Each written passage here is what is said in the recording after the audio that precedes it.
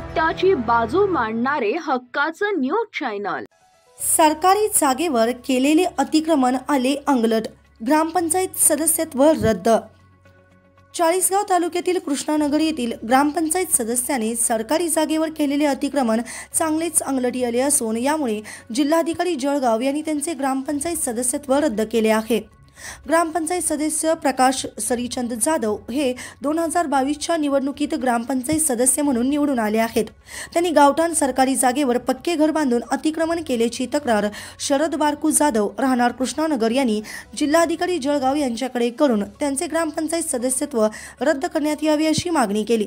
यानुसार सुनावणी होऊन प्रकाश जाधव यांनी अतिक्रमण केल्याचे सिद्ध झाल्यामुळे जिल्हाधिकारी आयुष प्रसाद यांनी दिनांक 27 जानेवारी रोजी त्यांचे ग्रामपंचायत सदस्यत्व रद्द केले आहे।